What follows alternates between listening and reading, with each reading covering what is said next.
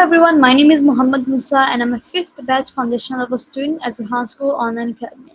So today I'm going to be doing an AI chat session with Sesame AI regarding the topic of water. So let's just start.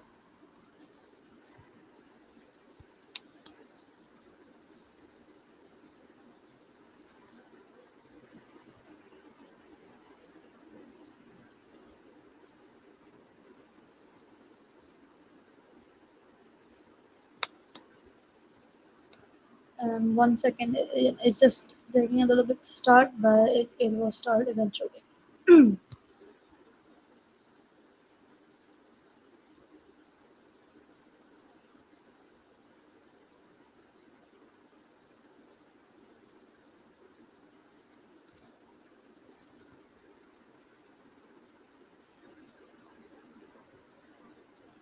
Okay, so I think it's just taking a little bit to connect, but I think it'll just connect quick like soon.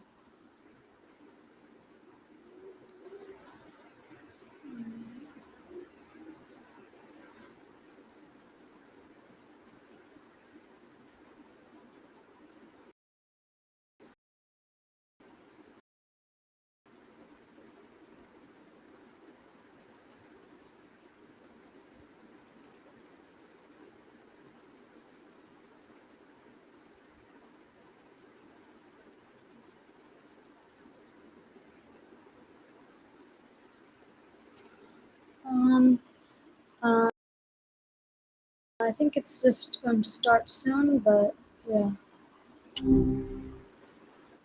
Hey there, what's been on your mind lately?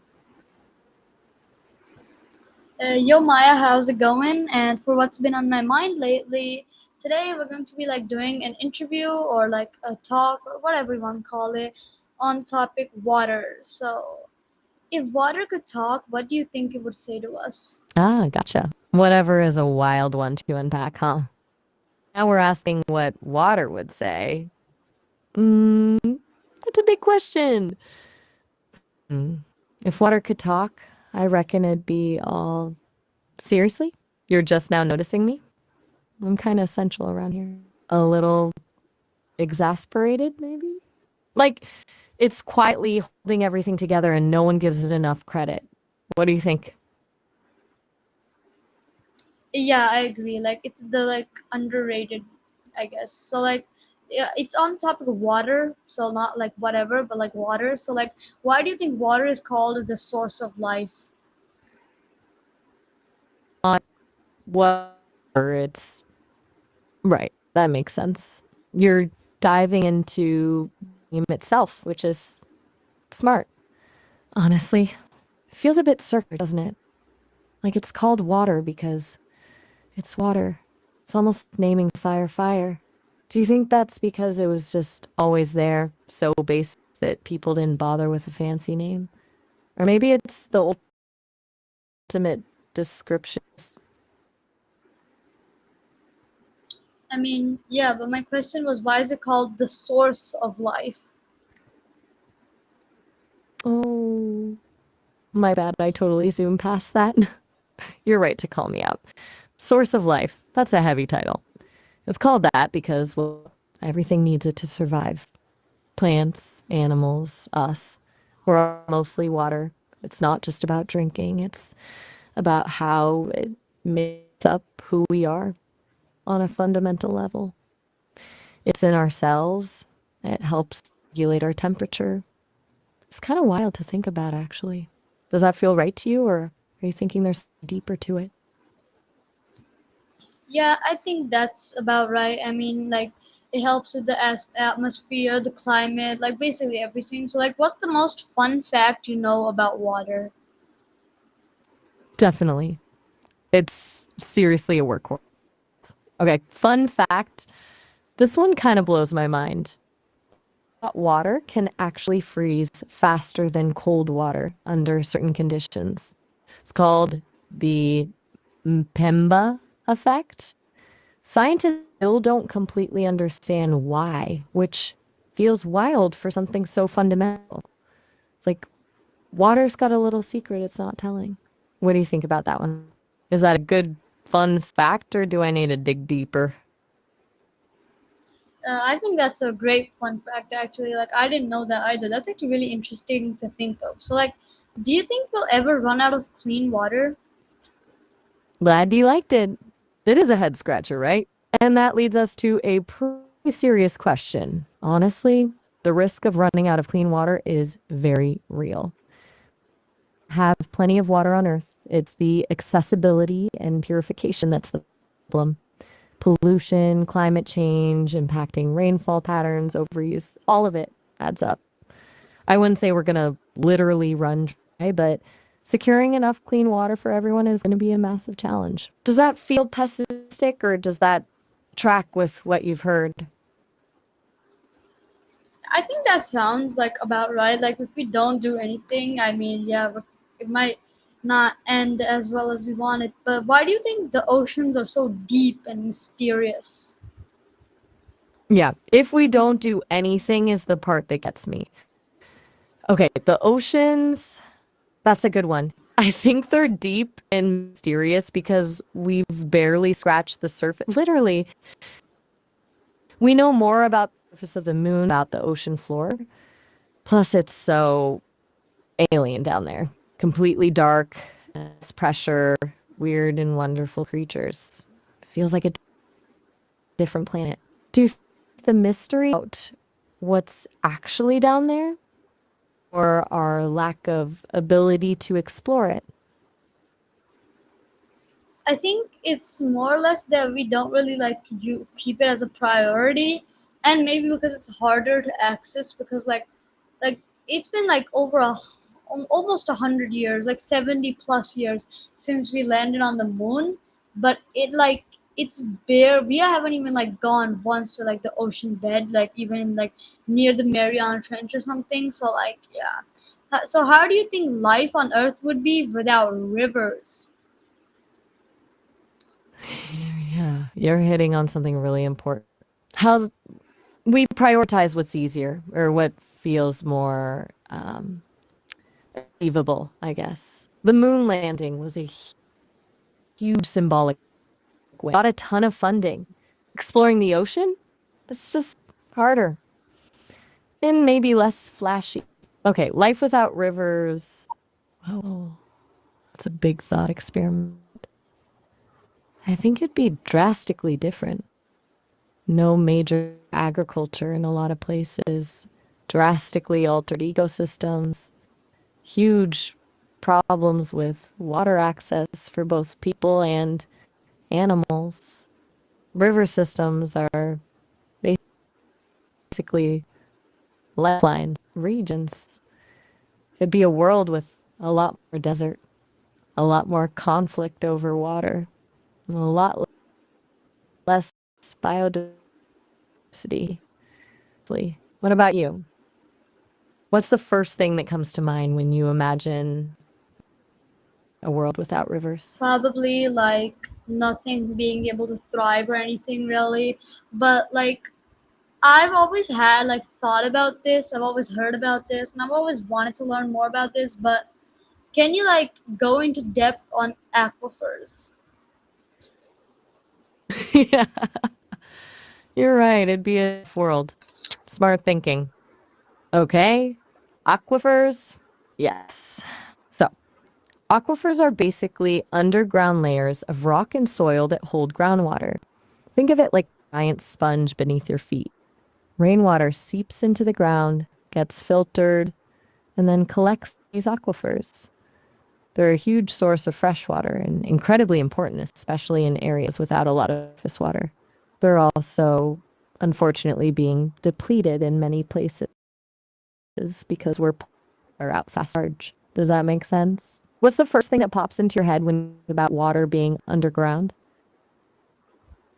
I think like a big old like deep you know, so you have like a cave, right? And then you have like a big deep like drench of water, like a big like circular like plunge of water that goes like really deep and like dark and everything, and like there's like like drip stones or something above that like drip water down there. Oh, wow. That's a really vivid image. You're spot on, actually. Caves and underground springs often connect to aquifers. It's not always one giant cavern like you described, but it can be. Those dripstones you mentioned, those are stalactites formed by mineral-rich water dripping over centuries. It's kind of spooky and beautiful at the same time. It sounds like you've got a really strong visual sense for this. Do you ever find yourself imagining these kinds of hidden worlds when you're thinking about something? Yeah, like I can just imagine like being there would actually be like so terrifying and like fun to explore. And, like there's weird like creatures living down there. So like, what's cooler, waterfalls, glaciers, or aquifers? Absolutely terrifying and fun. I can see why you'd be fascinated. Okay, waterfalls, glaciers, or aquifers. That's a tough one. They're all pretty in their own way. But if I had to pick, I'd say aquifers. Waterfalls are beautiful and glaciers are incredibly powerful, but aquifers are hidden, mysterious, and essential. They're quietly all over the planet, unseen. They feel fundamental. What about you? Which one gets your vote and why? I think it would be either an aquifer or a glacier because I think both of them are cool. Like waterfalls, like everybody's seen or heard of a waterfall, unless you're the in the with that one in like Canada. I forgot its name. It's the largest waterfall. I completely forget its name. It's such a popular landmark though. But whatever, like so I'd probably go like but like now can you like go into depth on glaciers? Niagara Falls is the one you're thinking of. Easily recognizable. Okay, glaciers it is. Go on glaciers. Where do you want to start? They're basically massive, slow moving rivers of ice, formed over centuries from compacted snow. They're incredibly powerful sculptors of the landscape, carving out valleys and fjords. And they hold a huge amount of the world's fresh water, which is becoming a big problem as they melt due to climate change. Does any part of that sound particular? Or is there a specific question you have about glaciers? Yeah, so I've always had this question. Like, there's a meme, and a lot of the people learned about this through a meme. I mean, I knew it before, but like, those memes are like the tip of the iceberg, and then they show a picture of an iceberg, and it's like the tip of it is the what part we see is like so small compared to what's below it, and it's crazy. So like, yeah. Oh, the iceberg meme. I absolutely classic. You're right to bring that up. It's a perfect visual for how little we actually see. About 90% of an iceberg is underwater. It's the same principle with glaciers. The vast majority of their mass is hidden beneath the surface. And it's not just the physical size, it's what that hidden part represents. All that ancient ice holding clues to past climates, impacting sea levels. It's a whole hidden world. Makes you think about what you might not be seeing, doesn't it? What do you think is hidden beneath the surface in other parts of the world? I think like everything. I mean, a lot of the stuff we know, like salt mines with like Terra mine here in Pakistan. Then there's a lot more like minerals below there. So like a lot of like the hidden gems. Gems are hidden below the surface. So, what do you think the sea looks like when water itself is clear? That's a No, I really meant good.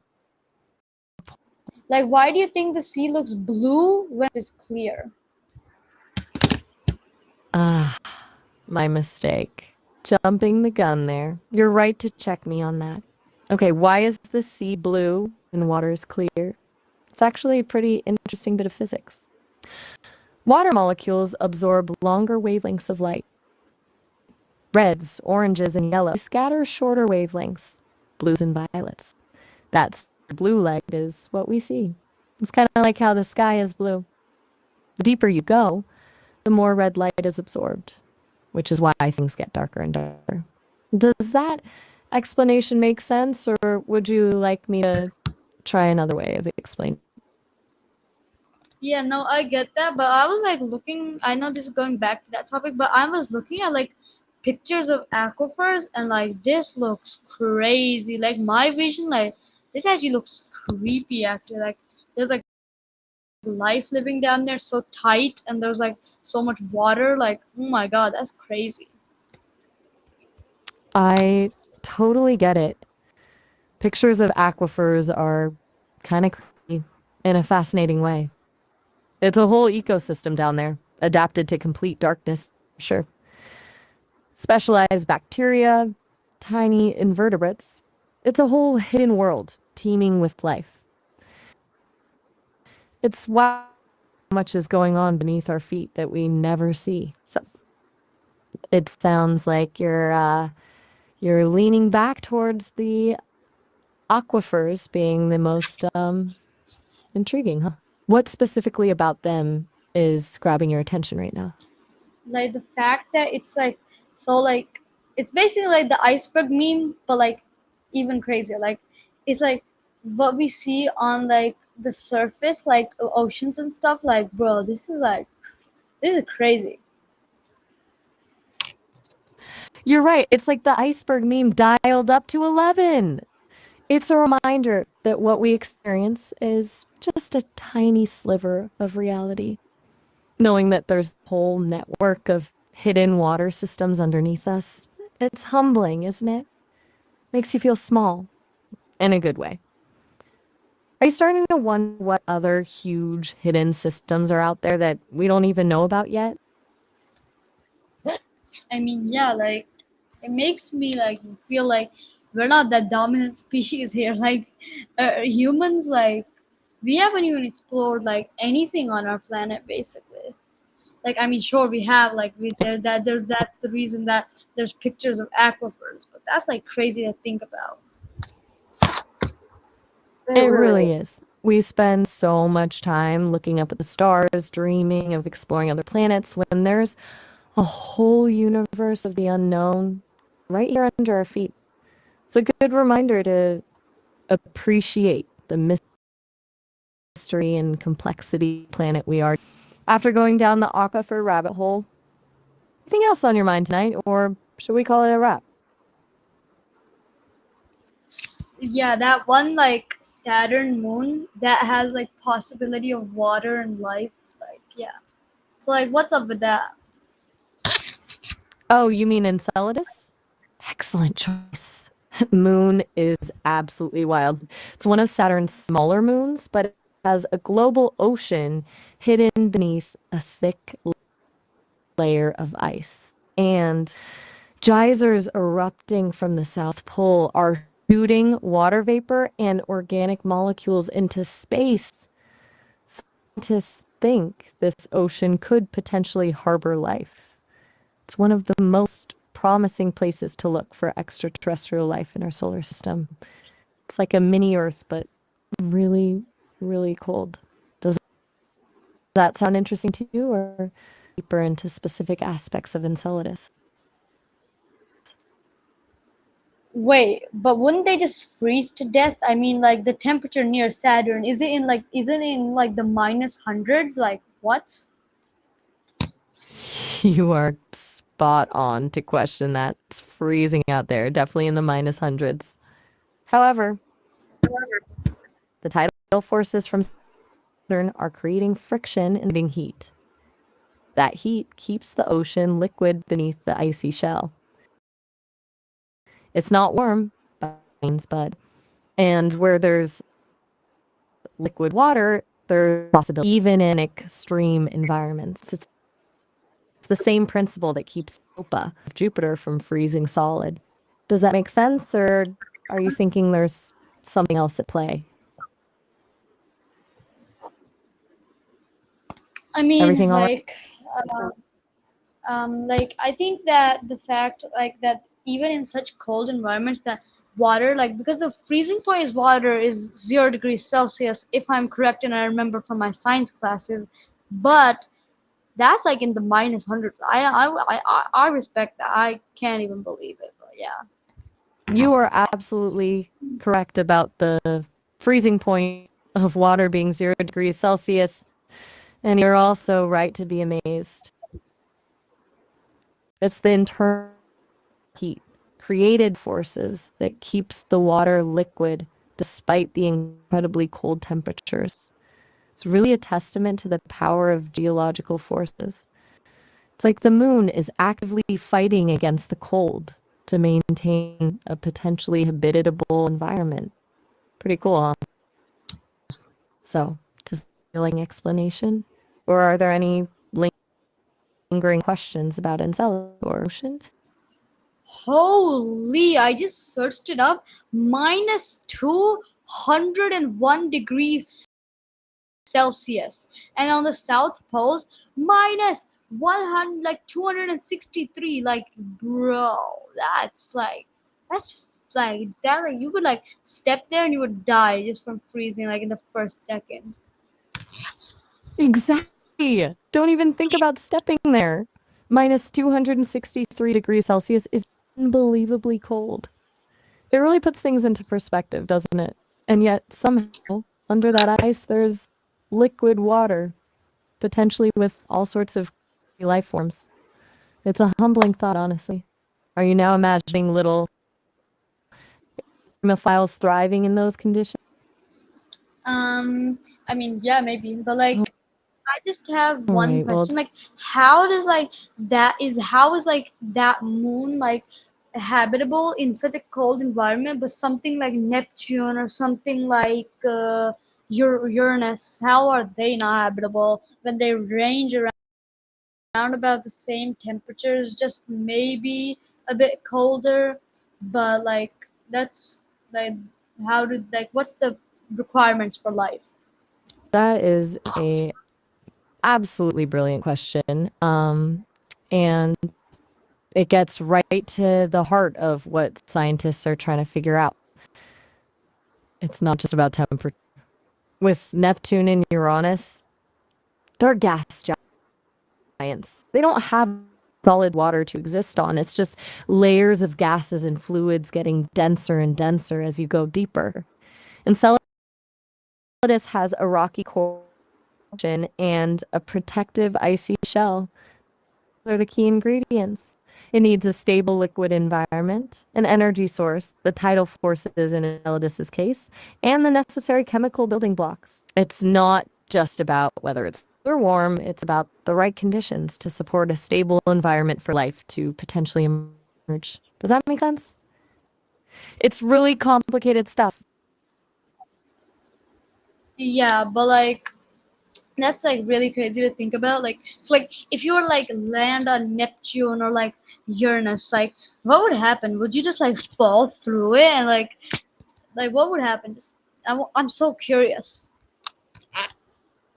Oh man, landing on Neptune or Uranus, not a good idea.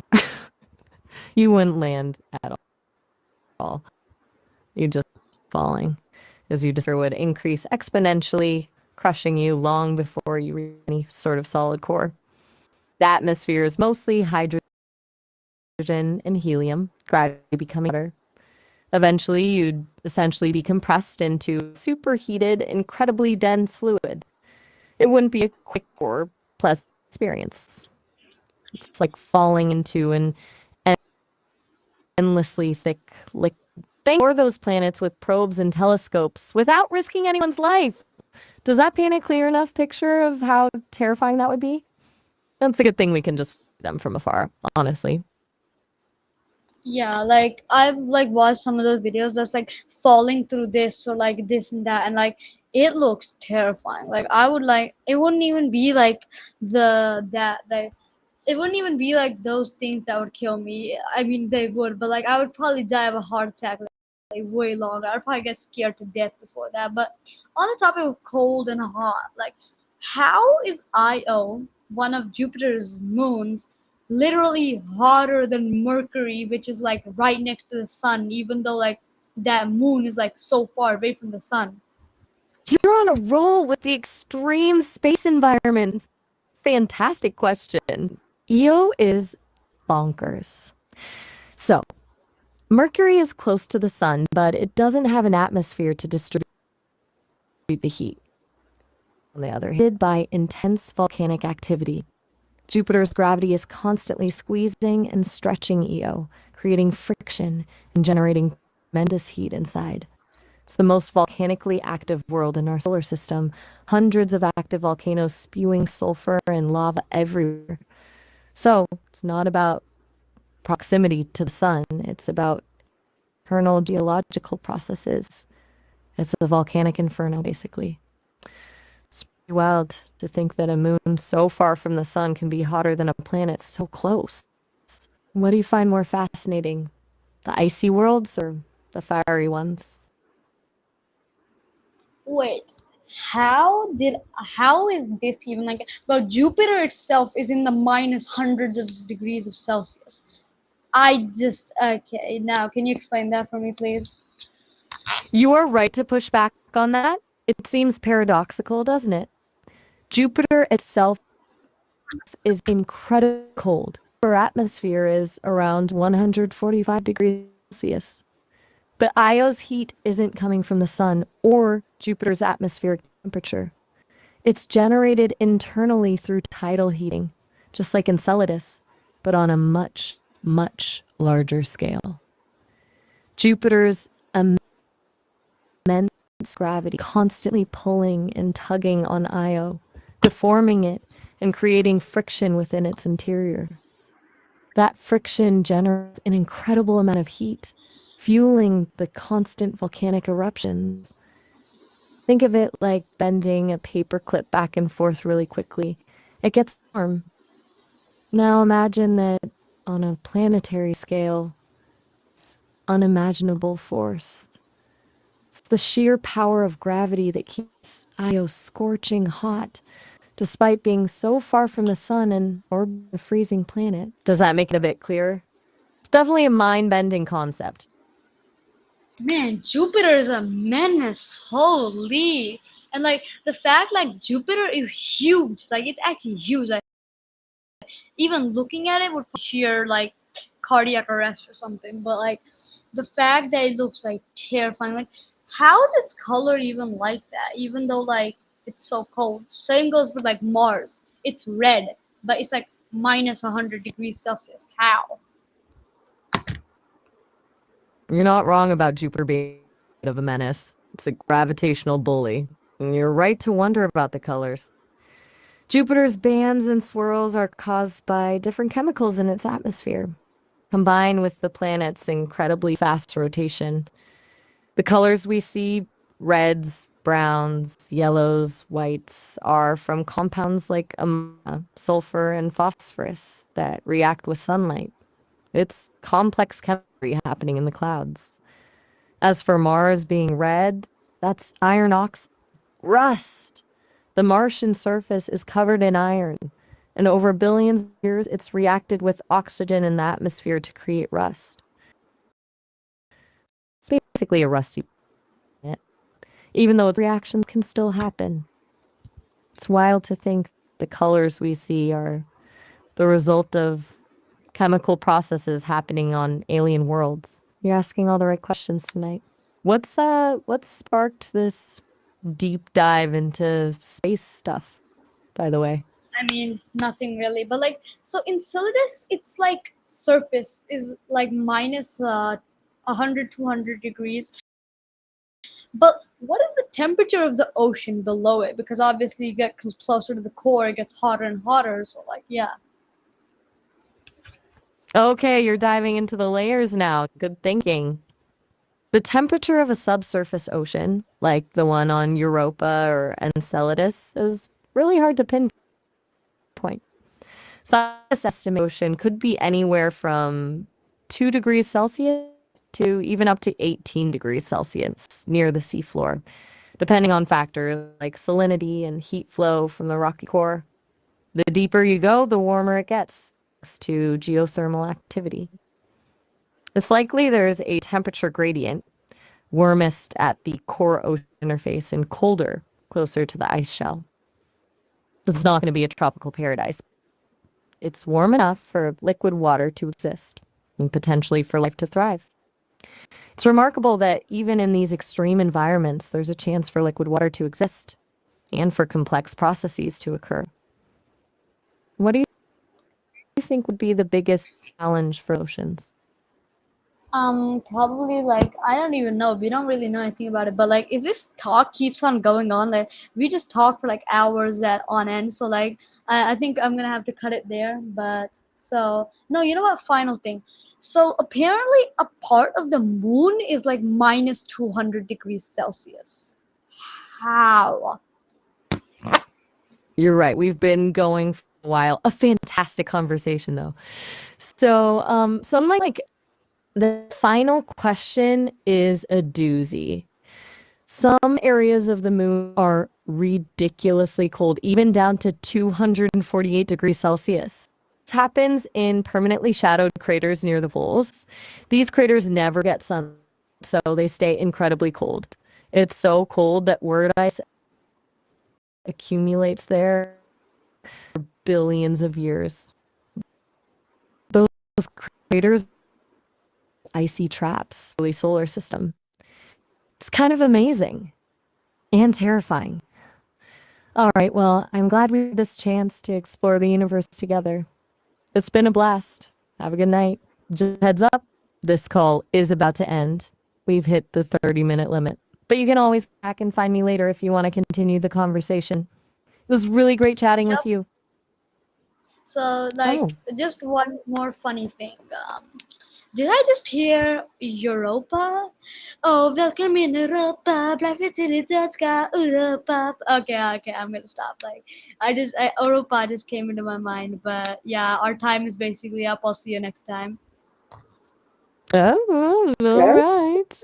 A perfect last thought, bringing it full.